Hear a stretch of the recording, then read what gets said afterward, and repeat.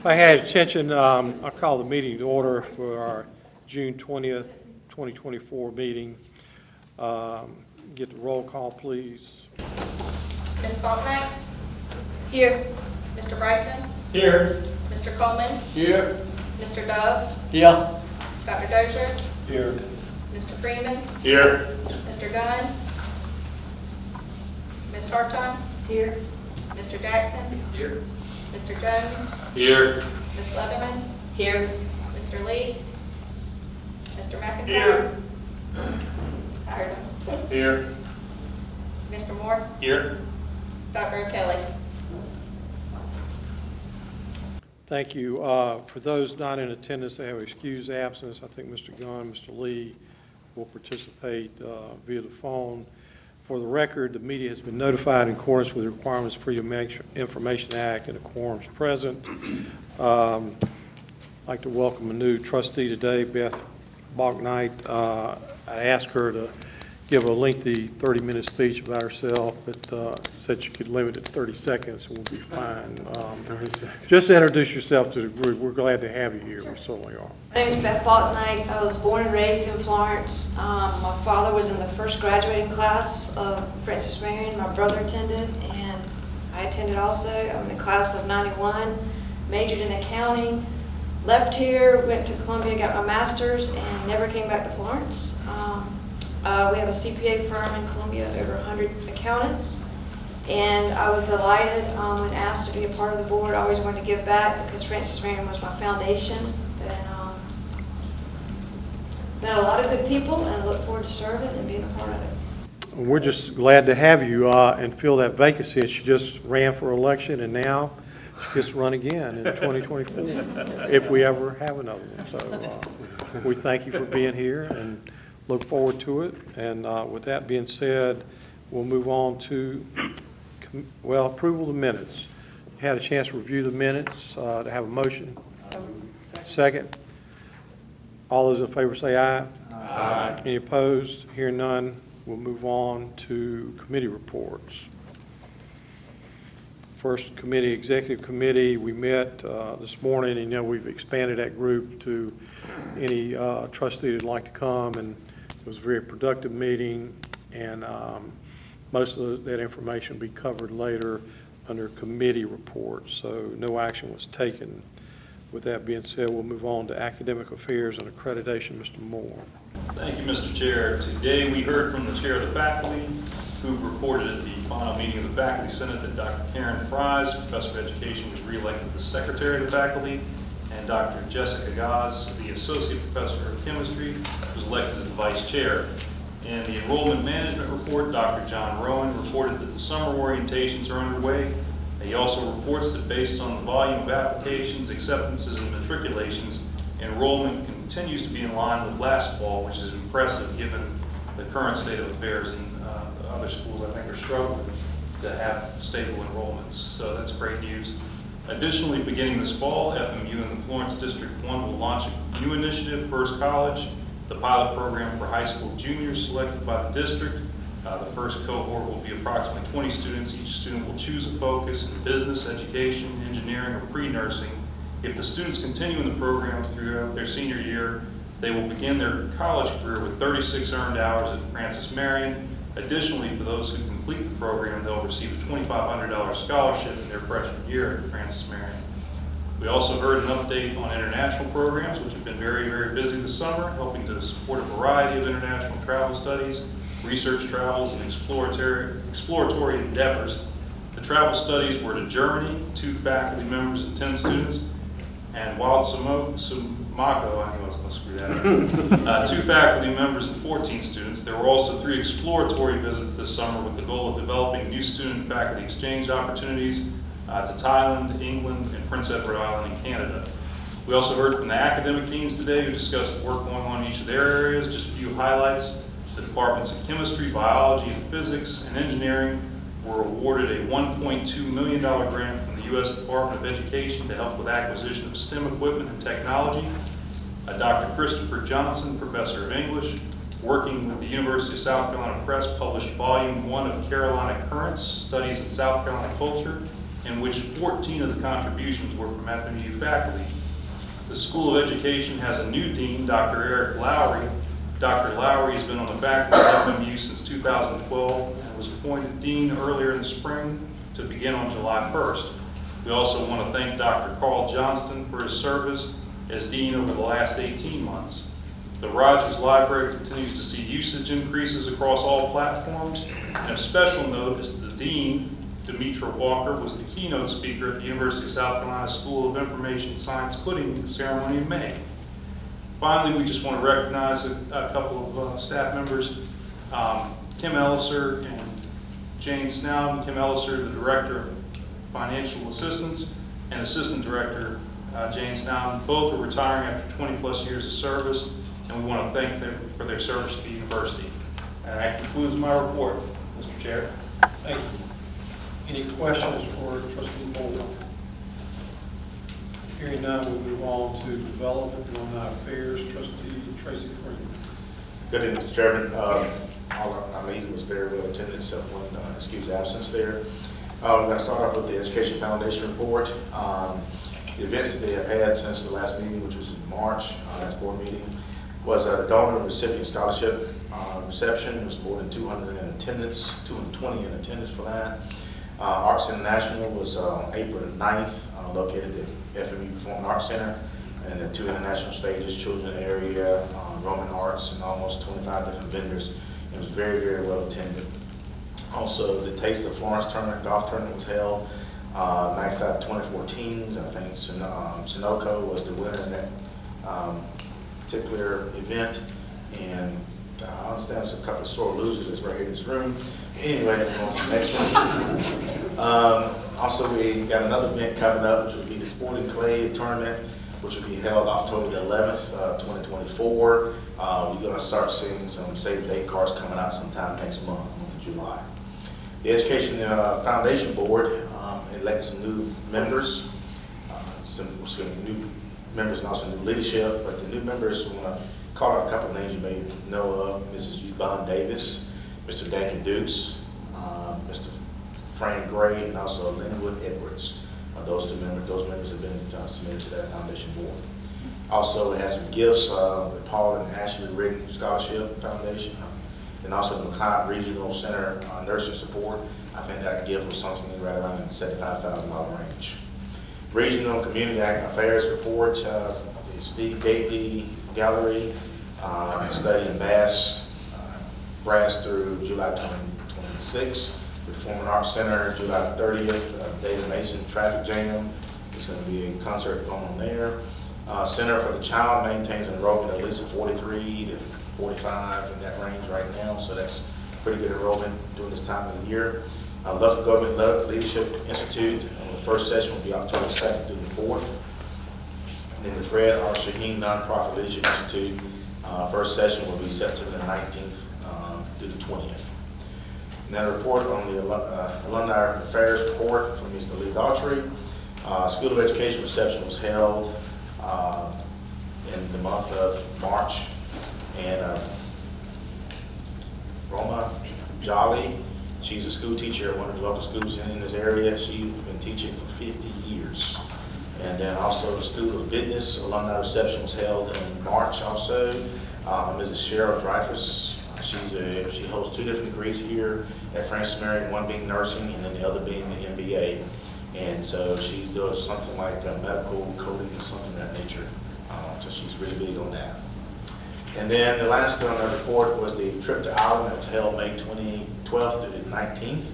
And we had 23 people, including faculty, staff, and alumni and friends of the university that attended that trip. They visited partners institutions such as Carlow College and University, and also College Coke, which is in Ireland. It was very, had a very good time.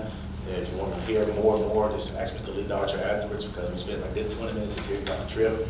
And they're very excited about the next trip going on next year, which will be April 20th, 2025, and it'll be traveling to France. This time it'll be 8 days instead of the 7 days. So you should see the prices and that information be going out within the next 30 days, sir? Yes. Yeah, within the next 30 days. So, Any other questions? Please report. Yes, sir. Any questions for Mr. Freeman? Discussion. Hearing none, we'll move on to Financial Affairs and Facility with our only resolution of the day, Mr. Jackson. Thank you, Mr. Chairman. The committee's got one action item for your consideration. That's Resolution 724 for university budget approval. That's in your packet. You should have reviewed it, but that was passed unanimously by the Finance and Facilities Committee. And that is the recommended budget for 24-25, and it contains no tuition increase or fees increase. And it's based on the appropriations and actions that are contained in the Senate version of the budget. A final budget has not been approved. They'll be coming back together at some point soon, hopefully, to approve a final budget. And if needed, when that happens, we will have to reconvene to make any changes if necessary, and we'll do that by telephone. And that'll be the only item we'll need to take care of. We'll let you know how that looks. So we would like to present that for consideration by the board. Thank you, Mr. Trustee.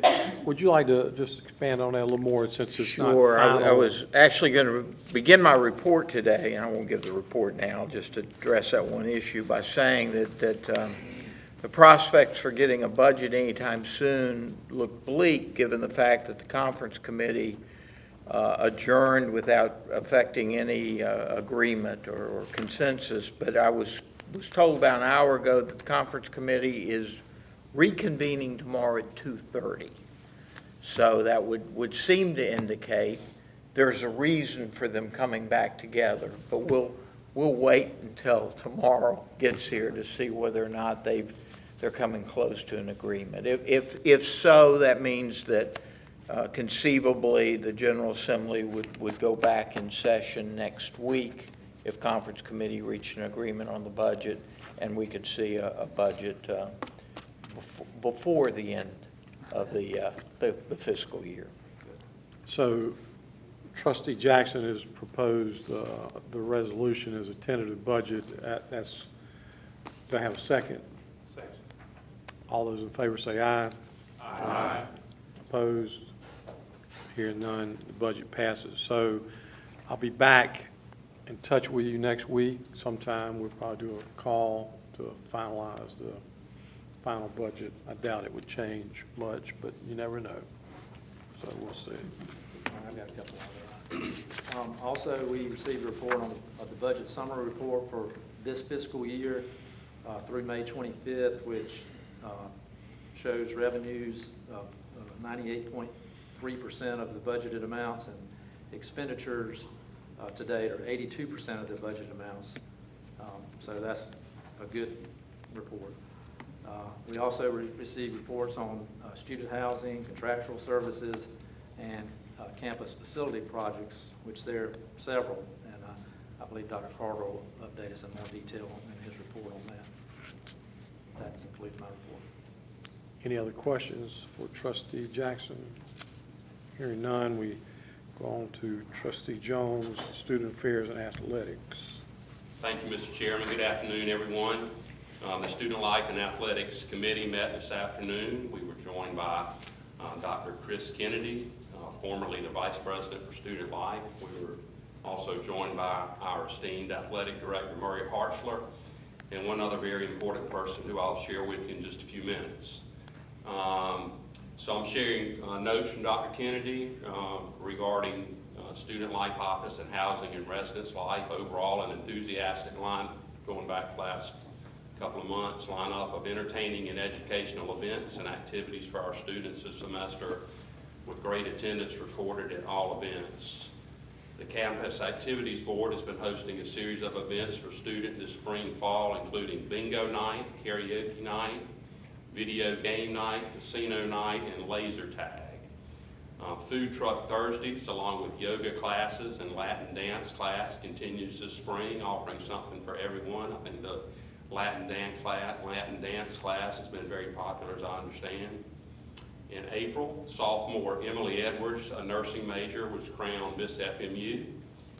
We finished the semester strong with Student Life Awards, a summer send-off party with the FMU Regatta, the cardboard boat race across the pond, and the Greek Games. Had a record number of entries and participants at all of these events.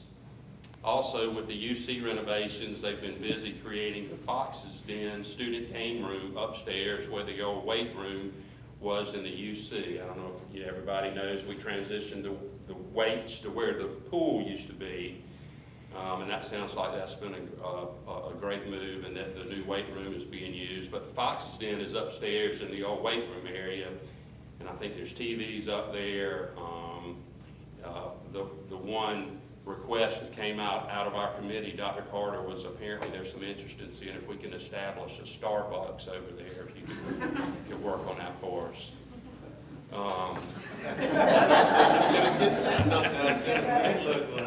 It's probably Starbucks. Student Life staff is working on the schedule of events for all fall welcome weekend events, culminating in our annual First Friday Music Festival, which will be on August the 23rd, as well as student activity fair and Greek recruitment.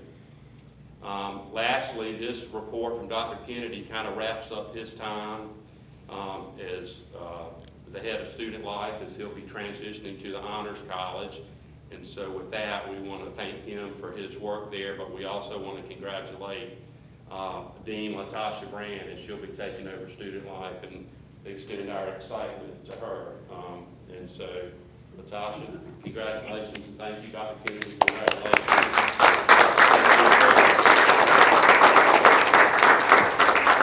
So now I'll transition over to athletics. There's been a number of things that have happened in athletics that I wanted to share with you. So Coach Arden Evanet retired recently, announced his retirement. I don't know how many seasons he was here, 24, 25. I don't want to, Dr. Carter may touch on this in his report. But our new baseball coach is Jeff Jefferson, who was the associate head coach at UNC Pembroke, in a program there that had been very successful, and feel very confident that will continue here. He's already hired 2 assistants, one of those being a pitching coach, and he is apparently out on the road actively recruiting for his new team. Secondly, we've hired a new tennis coach for both the men's and women's tennis. His name is Laszlo Leiter. Laszlo was a former player here at Francis Marion for 4 years, was an All-American for 4 years, if I have that correctly. And he will start on July the 1st. So we're excited to have him coming on board as well. Relating to academics with athletics, the spring GPA overall had a 3.163 GPA with 8 out of 15 teams above a 3.0. 14 student athletes were inducted into the Chi Alpha Sigma National Honor Society, which you have to have at least a 3.4 GPA after the 5th semester, and you also have to be nominated by a coach. Had 192 student athletes that were named to the FMU Swamp Fox Athletic Academic Honor Roll for the 2024 spring semester, including 42 with perfect 4.0 GPAs. 3.0 or higher, that was 55% of our student athletes. 159 student athletes were named to the Conference Carolinas Presidential Honor Roll for the spring semester, and that was with a GPA of 3.2 or higher. Lastly, had a great season with our women's softball team, posted a school record of 47-13, finished with a number 15 national ranking, won a 2nd straight conference tournament title, and made the program's 3rd consecutive NCAA tournament appearance, reaching the championship game of the Southeast Sub-Regional. Lastly, men's tennis ended its season 12-8 with a number 48 national ranking. Junior Martin Barbara was named the Conference Player of the Year. Lastly, relating to fundraising, the athletic auction was held on May the 16th and raised a record $105,288, so a very successful athletic auction this year. Mr. Chairman, that concludes my report. Any questions, discussion? Hearing none, we'll move on to President's report. So, Mr. Chairman, let me begin just by talking about what we'll do in the aftermath of the conference committee. Assuming the conference committee reaches an agreement tomorrow and the General Assembly agrees to go back in next week, we'll put out, as soon as the General Assembly takes action, we'll put out an email to all the faculty and staff and the trustees laying out the implications of the budget for Francis Marion. So you'll know exactly where we are in terms of what we've received from the General Assembly. I'll do that, Mr. Chairman, before you convene the board to take action on the budget. So when the board comes together telephonically to take action on the budget, you'll have an idea not only of what the budget document itself looks like going into next year, but you'll have some idea as to how we fared in the budget with regard to appropriations, tuition mitigation money, capital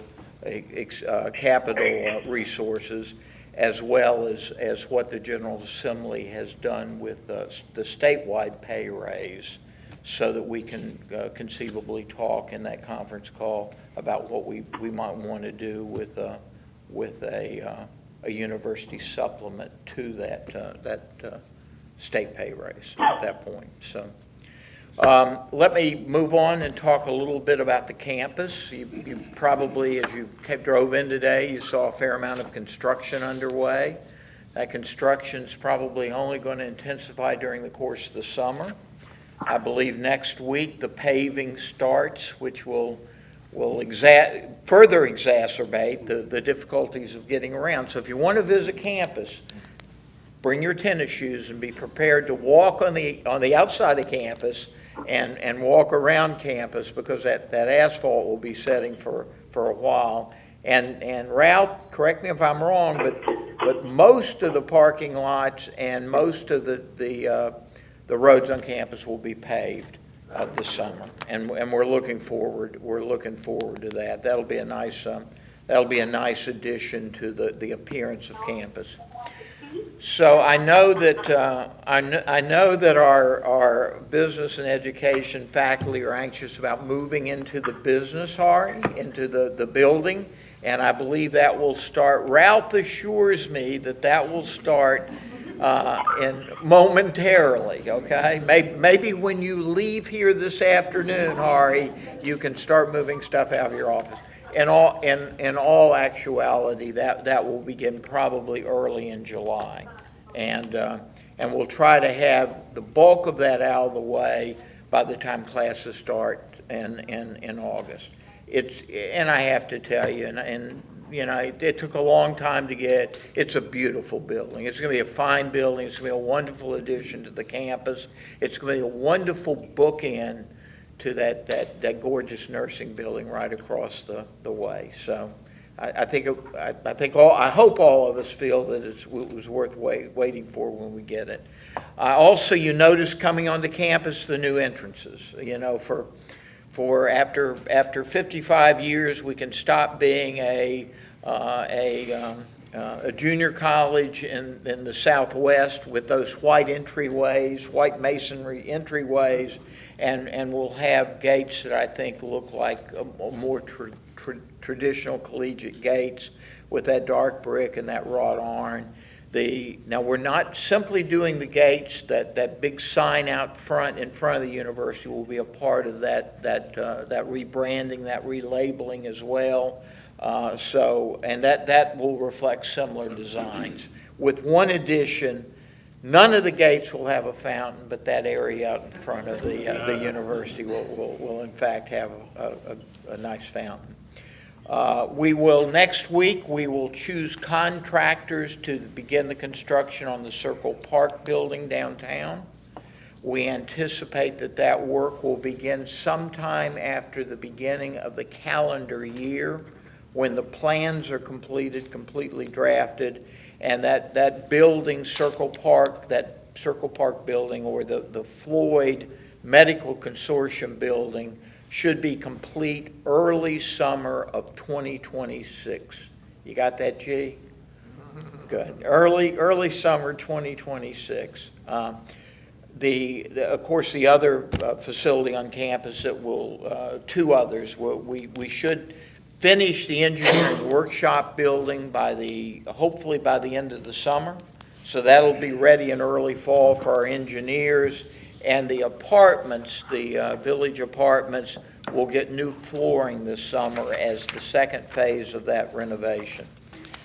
Let me stop here for just a second and say, all of this is being done without increasing the tuition to any of the students and without incurring any debt.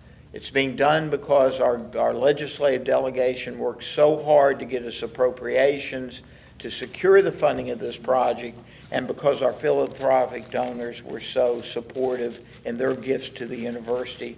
I would also mention the support that the governor's given us over time with each of these projects.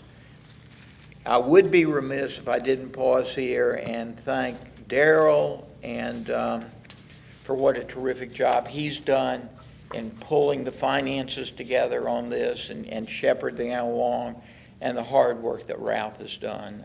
This has been a true table full of work for Ralph for a very, very long period of time. And frankly, I don't think there's anybody in the state, any facilities vice president of the state, that could have done a better job on this effort than Ralph Davis. And I'm deeply appreciative. Thank you, Ralph. Let me talk about the academic programs very briefly. So we're excited this fall that we will, assuming we get state approvals, that will kick off our CJ major and our criminal justice major. And I'm so pleased. It looks as though, assuming we get State Department of Education, which may require God's intervention, but that's a different issue, we may be able to start our autism studies initiative. I think we will. And of course, our doctorate in occupational therapy begins this summer. The autism program in particular was a complicated and complex program to develop. It's going to be a singularly unique program in this country, but because there's both therapeutic parts of it and pedagogical parts, because 4 disciplines were involved: education, psychology, occupational therapy, and speech pathology.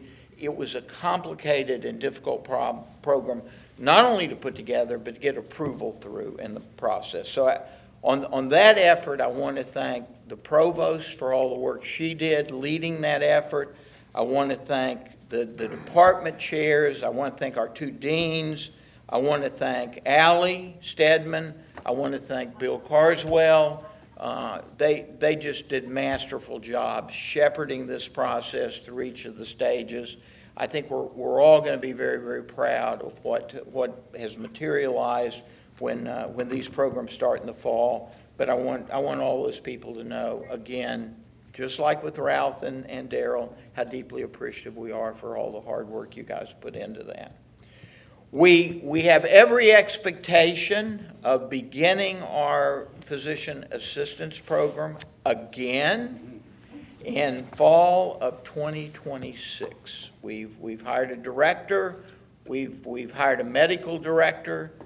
That program is now in the cycle to go through the ARC-PA accreditation process. I'll pause here for grimaces around the table. And then, but we do think we'll be enrolling our first class for fall of 26 and bringing that program back up. So that's something I know the board has talked to me about extensively about recreating that program and bringing it back. And I feel optimistic that we have the leadership in place now to ensure that we will give it a good go this time around. On the athletic score, very, very briefly, let me just say that Jeff Jefferson and Laszlo Leiter are going to be wonderful additions to our coaching staff.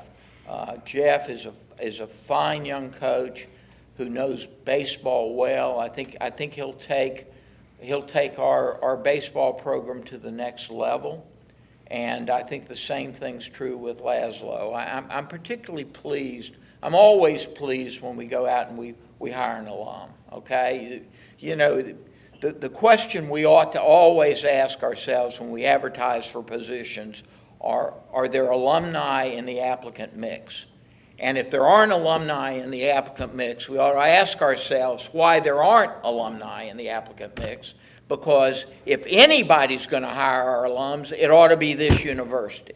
So hiring Laszlo, a 4-time All-American, just a stellar tennis athlete at this university, I think is a wonderful achievement for us, and I think it'll give him the opportunity to take his career to a different tier, and I think he'll be very, very successful leading our tennis programs into the future. Finally, Mr. Chairman, just one or two brief issues before I close my remarks. The staff award ceremony today. I mean, you know, guys, that says it all. This staff would do anything in the world for this board. Would do anything in the world for this university. They ask to be treated well, and they ask to be paid well. And that's something we ought to always keep in mind about the treatment of our staff. But this is a staff that day in and day out continues to contribute to this university in ways that we only sit back and marvel at. There's no university in this state that has a staff as committed or as loyal as this staff is. And it's not so coincidental that most of this staff happens to come from the PD region of South Carolina. This isn't simply a university at which they work. This has always been, for many of the staff, their university. And that's why we get the loyalty we get. I will say this. I hope we can convene within the next 3 minutes, because I want to see how many cars there are actually. Finally, Mr. Chairman, our friend from the west part of the state has sent us some oranges, peaches. Has sent us some peaches. Who is it? Sunny Yance, okay? And so Tracy was gracious enough to bring them over for us this afternoon. There are some bags up there. I hope all of you who want to take some peaches home, grab some peaches before you walk out this afternoon. There may not be enough to go around, but there's a knife out there we can divide some. That's the end of my report, Mr. Chairman. Thank you. Thank you, Mr. President. Any questions? I'm not aware of any unfinished business unless somebody has something in opposing group. Not aware of any new business. I think we've covered it all today. No need for executive session. So do I have a motion to adjourn? So moved. Thank you. Meeting is adjourned.